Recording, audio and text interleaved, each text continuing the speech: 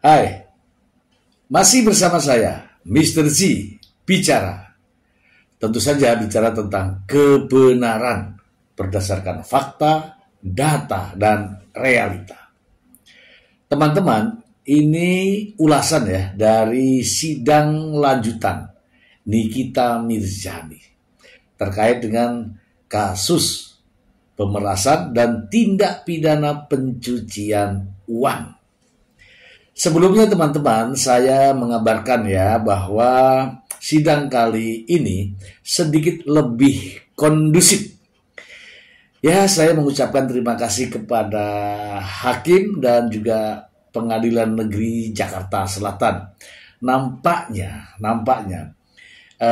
dengan segala hormat ya, saya sebagai warga negara dan masyarakat memohon agar pelaksanaan sidang lebih kondusif. Dan akhirnya alhamdulillah ya teman-teman, kapasitas ruangan dibatasi dan tidak seperti sebelum-sebelumnya. Ya, sesuai dengan permintaan, sesuai dengan request ya. Pokoknya sudah bagus. Terima kasih untuk Pak Hakim ya. Kita memasuki ke sidang lanjutan. Ada 5 saksi yang diperiksa dalam persidangan tersebut. Yang pertama adalah sidang terhadap kesaksian masih yang kemarin, yaitu Dr. Samira alias Doktip, dokter detektif. Kemudian dari PT Bumi Paramawisesa. Kemudian ada dari ART Nikita Mirzani. Kemudian ada dari Bank BCA. Dan satu lagi ada dari pemilik mobil expander putih yang disita dan dijadikan barang bukti. Sebelumnya teman-teman, saya ingin membacakan berita ini ya, langsung untuk Anda. Dari Kompas.com, Nikita Mirzani ngamuk di sidang, kecewa data rekening dibuka tanpa izin. Oke, telah lanjut aja ya teman-teman ya. Jakarta, Kompas.com, terduga kasus pemerasan dan tindak pidana pencucian uang Nikita Mirzani memprotes keras kesaksian staf hukum salah satu bank dalam sidang yang digelar di Pengadilan Negeri Jakarta Selatan, Kamis 14 Agustus 2025. Protes tersebut terjadi ketika staf hukum salah satu bank bernama Ilham Putra Susanto membeberkan data mutasi rekening Nikita kepada majelis hakim. Anda acak-acak tanpa Anda memberikan konfirmasi kepada saya. Padahal Anda tidak tahu uang dari mana saja. Ini saya dapat, kata Nikita di ruang sidang utama. Nikita mengaku kecewa karena data mutasi rekeningnya diserahkan pihak bank kepada penyidik Polda Metro Jaya tanpa sepengetahuannya. Ia juga mengungkit statusnya sebagai nasabah prioritas. Anda mencantumkan di sini tanpa Anda mengkonfirmasi ke saya dulu sebagai nasabah prioritas. Saya tidak pernah dapat pemberitahuan dari bank bahwa rekening saya diobrak-abrik. Dalam keterangannya, Ilham menyebutkan terdapat sejumlah transaksi lagi ya. Anda mencantumkan di sini tanpa Anda mengkonfirmasi ke saya dulu sebagai nasabah prioritas. Saya tidak pernah dapat pemberitahuan dari bank bahwasanya rekening saya diobrak-abrik, ujarnya. Dalam keterangannya, Ilham menyebutkan terdapat sejumlah transaksi nominal besar di rekening Nikita pada periode November 2024 hingga Februari 2025. Data itu diberikan atas permintaan penyidik, termasuk transaksi setor tunai, uang masuk dan keluar dengan data itu diberikan atas permintaan penyidik, termasuk transaksi setor tunai, uang masuk dan keluar dengan rekening Ismail Marzuki serta uang masuk dari Oki Pratama. Berdasarkan mutasi rekening ditemukan 2 kali setor tunai masing-masing sebesar 50 juta rupiah pada 6 dan 19 Desember 2024 dengan keterangan Falcon Comic 8. Nikita memprotes pengungkapan tersebut dan menjelaskan bahwa uang itu merupakan honor menjadi juri di kompetisi pelawak komik 8 Revolution. Ini saya bekerja sebagai juri dibayar 100 juta hanya untuk 35 menit duduk saja. Kalau ada yang tahu komik 8 waktu itu ada komik 8 Revolution. Saya sebagai juri di situ. Ketika hakim meminta tanggapan terkait keterangan Ilham, Nikita langsung membantah. Salah semua. Ngapain Anda di sini, ujarnya. Sebelum hakim meminta Ilham keluar dari ruangan sidang. Sebagai bentuk kekecewaannya, Nikita menyatakan akan melayangkan somasi kepada bank tersebut. Berarti bank Anda sudah tidak aman ya? Saya sebagai nasabah merasa tidak aman. Setelah ini saya akan somasi bank Anda, katanya. Nikita Mirzani didakwa melakukan pemerasan dan tindak pidana pencucian uang terhadap Dr. Reza Gladys, pemilik produk kecantikan Glavitya bersama asistennya Ismail Marzuki.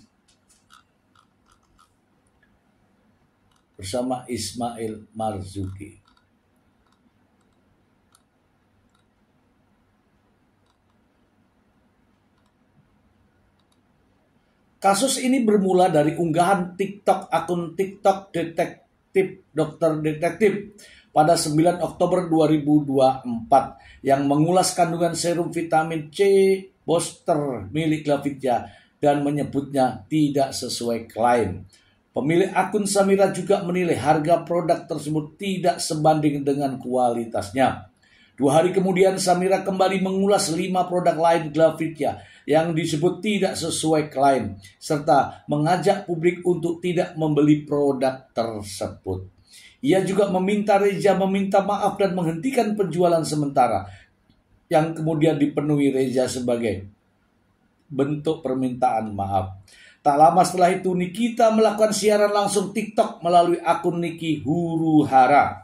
Ia menjelek-jelekan produk Reza, bahkan menuding kandungannya berpotensi menyebabkan kanker kulit, serta mengajak warganet berhenti menggunakan produk Glavitya. Sekitar sepekan kemudian, Dr. Oki Pratama disebut memprovokasi Reza agar membayar Nikita supaya berhenti menjelek-jelekan produknya. Melalui Ismail, Nikita diduga mengancam dapat menghancurkan bisnis Reza dan meminta uang tutup mulut sebesar 5 miliar rupiah. Merasa terancam, Reza akhirnya menyerahkan uang sebesar 4 miliar. Ia lalu melaporkan Nikita dan Ismail ke Polda Metro Jaya pada 3 Desember 2024. Atas perbuatannya, Nikita dijerat pasal 27B ayat 2 Undang-Undang Nomor 1 Tahun 2024 tentang ITE, pasal 369 tentang pemerasan, serta pasal 3 Undang-Undang Nomor 8 Tahun 2010 tentang tindak pidana pencucian uang. Oke, kita bahas teman-teman. Kita bahas, ini menarik sekali teman-teman. Menarik sekali kita bahas. Teman-teman, saya ingin sedikit mengulas garis besar saja dalam 5 saksi ya. 5 saksi yang saya sudah sebutkan, yaitu masih dari doktif ya, dokter detektif, kemudian dari developer, kemudian dari ART, kemudian dari bank, dan pemilik mobil expander warna putih. Yang pertama ya, ini terkait dengan kesaksian doktif. Ya, meskipun ya terlihat jelas memberikan cenderung ya membela Nikita Mirzani, namun ya ada beberapa kesaksian menunjukkan bahwa membenarkan dengan adanya review doktif, sehingga Nikita Mirzani pun melakukan review, bahkan menjelek-jelekan produk Glavitya dan juga diri pribadi Dr. Reza Gladys. Dan pada akhirnya kita ketahui ya dari kesaksian Dr. Samira ini bahwa ada hubungan komunikasi antara Dr. Samira dengan Dr. Oki, Dr. Oki dengan Nikita Mirzani, dan juga Dr. Samira dengan Nikita Mirzani. Jadi sudah ada ya komunikasi di antara ketiganya. Ini terungkap di fakta-fakta persidangan. Tentu saja jaksa sudah mengambil kesimpulan dan hakim pun sudah mendapatkan keyakinan. Yang berikutnya teman-teman, ada kesaksian dari developer PT Bumi Parama Wisesa. Nah, mungkin teman-teman hanya melihat dari kesaksiannya, tetapi di sini teman-teman ada upaya jaksa penuntut umum membuktikan adanya dakwaan keterlibatan terkait dengan tindak pidana pencucian uang. Dengan adanya pembayaran yang dilakukan sebesar 2 miliar rupiah dari rekening Dr. Reza Gladys ke PT Bumi Parama Wisesa dengan not Nikita Mirzani. Ini membuktikan bahwa ada aliran dana sebesar 2 miliar untuk pembayaran cicilan rumah. Dan inilah mengapa kehadiran daripada PT Bumi Parama Wisesa sangat penting. Karena apa teman-teman? Jaksa penuntut umum ini telah mengarah pada pembuktian adanya tindak pidana pencucian uang. Namun demikian, saya melihat perbedaan yang sangat kontras antara jaksa penuntut umum yang mengungkapkan adanya kebenaran atas dakwaan, sementara pihak Nikita Mirzani justru berkutat pada produk dari Dr. Reza Gladys. Inilah yang saya membayangkan bagaimana nanti mereka akan melakukan pembelaan ketika dakwaan dengan pembelaan tidak ketemu. Oke, teman-teman. Nah, selanjutnya dengan hadirnya yaitu ART Nikita Mirzani. Nah, ini yang sangat menarik teman-teman. Rupanya ART Nikita Mirzani punya rekening BCA atas nama ART tersebut. Namun dia tidak pernah memegang buku tabungan itu. Dan dia juga tidak tahu berapa banyak isi dari rekening tersebut. Ini sangat nyata teman-teman. Jadi ketika jaksa menanyakan bagaimana dengan buku Anda, dia tidak tahu dan dia bilang tidak minta bukunya. Waktu itu keburu-buru karena gendong anaknya Nikita Mirzani dan sebagainya dengan berbagai macam alasan. Kemudian dalam rekening tersebut sebagai seorang ART pun nampak aneh.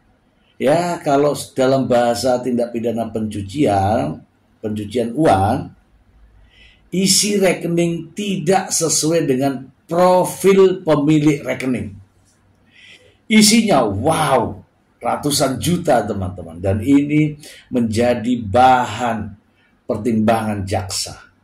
Ketika jaksa mengetahui adanya rekening yang berisi ratusan juta rupiah, maka disitulah jaksa penuntut umum memastikan ini adanya tindak pidana pencucian uang. Dan hakim pun sudah nampak yakin ya teman-teman, nampak yakin dengan dakwaan jaksa penuntut umum, yaitu pencucian uang. Ini nyata teman-teman, nyata. Dan fakta-fakta persidangan membuktikan itu semua.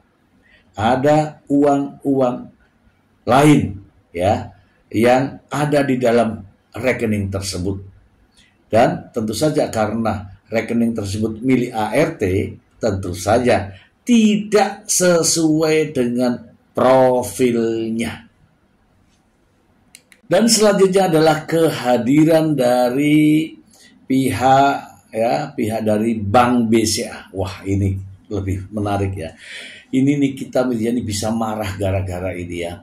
Kenapa? Karena Bank BCA menjelaskan ada permintaan dari penyidik Kepolisian Negara Republik Indonesia, CQ, Polda Metro Jaya, CQ,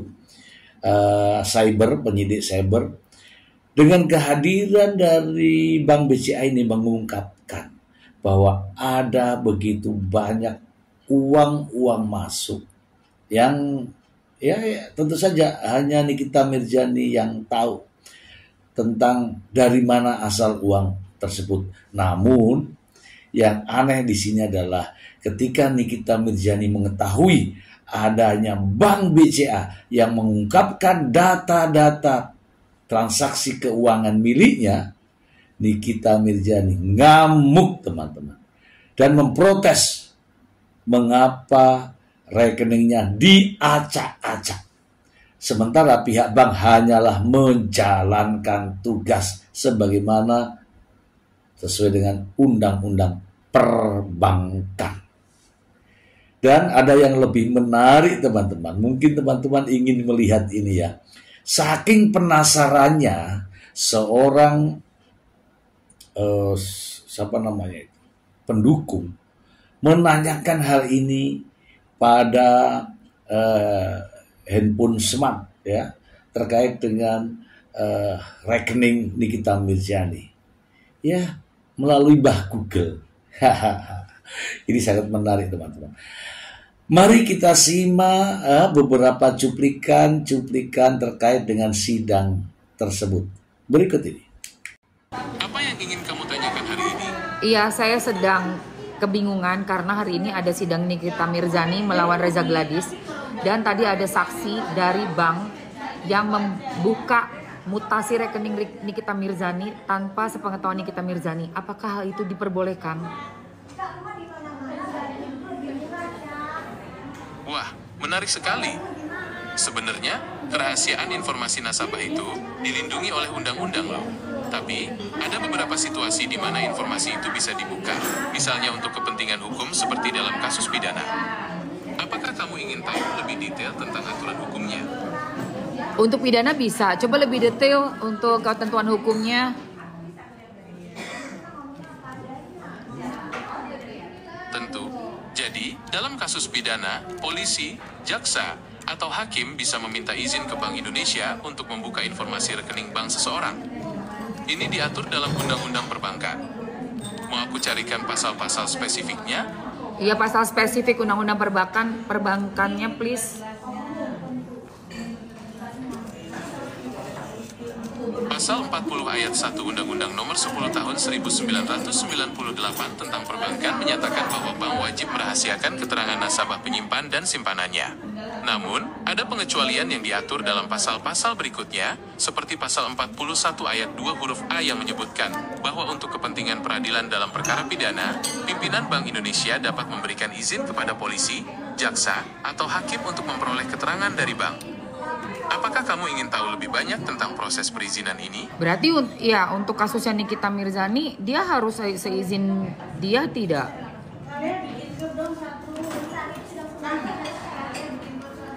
Tidak harus selalu dengan izin Nikita Mirzani. Sesuai Undang-Undang Perbankan, untuk kepentingan hukum seperti dalam kasus pidana, pihak berwenang seperti polisi atau jaksa bisa meminta izin ke Bank Indonesia untuk mengakses informasi rekening bank seseorang, termasuk Nikita Mirzani. Ini dilakukan untuk mencari bukti yang sah dalam proses peradilan. Tapi pasalnya... Apakah kamu ingin tahu lebih banyak? Tapi memang pasalnya Nikita Mirzani, pengadilannya Nikita Mirzani itu memangnya... Tapi pidana ya, itu untuk pidana. Gue jadinya kok lu Teman-teman, sebelumnya juga ada hal yang menarik ya, ketika dari PT Developer ini ya, PT Developer dari PT Bumi Parama Wisesa ini menjelaskan ketika ditanya harga rumah yang semula dari 40 miliar ya lebih, kemudian menjadi 33 miliar. Itu yang dibeli Nikita Mirzani. Mengapa menjadi 33 miliar? Ternyata teman-teman, ternyata itu diskon ketika itu teman-teman. Diskon ketika itu. Namun anehnya, kalimat diskon ini dirubah menjadi endorse oleh Nikita Mirzani. Tetapi faktanya teman-teman, dalam keterangannya PT Bumi Parama Wisesa ini dalam kesaksiannya di kasus Ismail berbeda lagi teman-teman. Ini adalah diskon. Bukan hanya Nikita Mirzani saja, tapi juga buyer-buyer yang lain pun sama teman-teman. Mari kita simak pernyataannya dalam kesaksian berikut ini. Saudara tahu? Tahu seperti apa? Ada potongan harga. Dalam potongan harga ini khusus buat terdakwa kita atau bagaimana? Betul, waktu itu sebenarnya bukan buat terdakwa aja, Pak, tapi untuk waktu pembelian awal itu untuk customer yang di awal. Oke. Terkait rumah sendiri, sebenarnya rumah sendiri itu sudah lunas apa belum sih pembayaran? Kalau di kita, kalau sudah akad itu sudah lunas. Sudah lunas. Sudah lunas. Terus untuk penyerahan cuti sendiri apakah sudah dilakukan? Belum, karena unitnya itu baru di perjanjian PPJD dan perjanjian kontrak kita di Agustus ini baru Oktober ini baru bisa serah terima. Oke. Apakah sudah saksi tahu ada pembayaran rumah ini tidak hanya melalui saudara Nikita Mirzani atau misalkan ada dari terdakwa Ismail Marzuki atau dari yang lainnya? Saya tahunya dari yang 2M itu aja. Tapi terkait yang lainnya, terkait pembayarannya, tidak hanya dari terdakwa Nikita Mirzani, maksud saya ada dari yang lainnya selain daripada terdakwa itu? Tidak ada. Tidak ada, hanya dari Nikita aja berarti? Enggak, yang satu yang 2M itu dari Dr. Eja itu aja.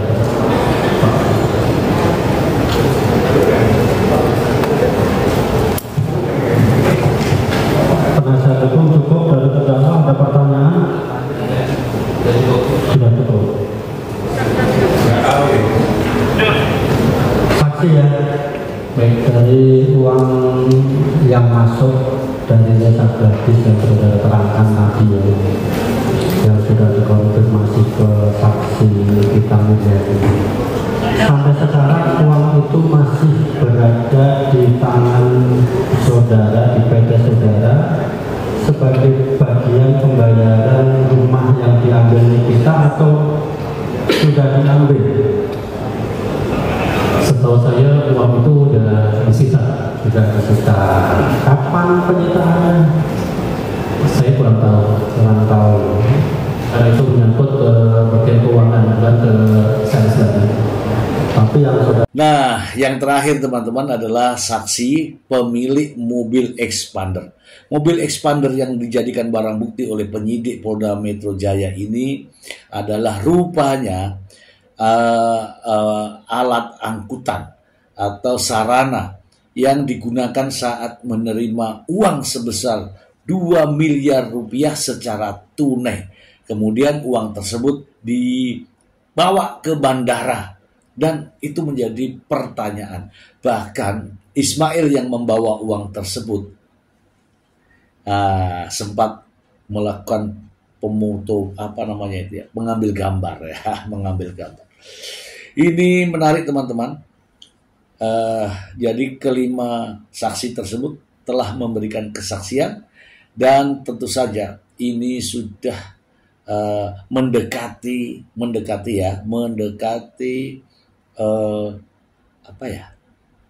akhir persidangan. Sekali lagi sidang berjalan dengan lancar karena pembatasan kapasitas.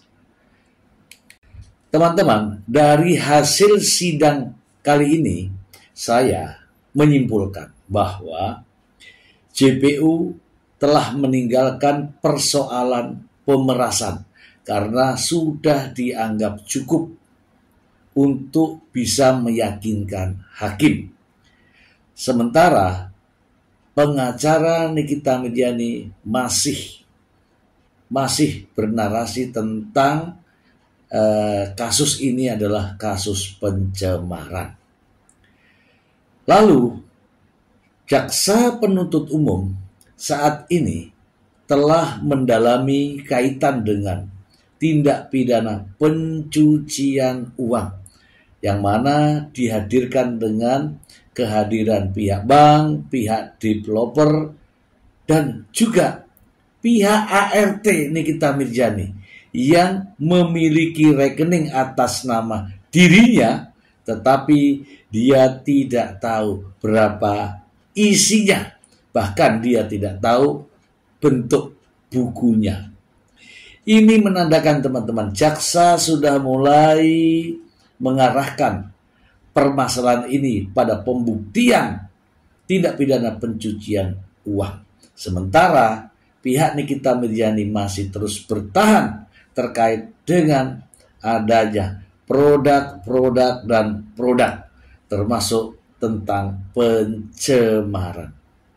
Ya, kita mungkin akan mempertanyakan bagaimana pembelaannya nanti ketika jaksa menuntut terkait dengan dakwaan pemerasan dan tindak pidana pencucian uang, sementara pihak Nikita Mirzani akan melakukan pembelaan terkait dengan pencemaran dan pencucian uang. Tentu saja tidak ketemu, teman-teman. Inilah yang sering saya sampaikan ya dalam memberikan edukasi.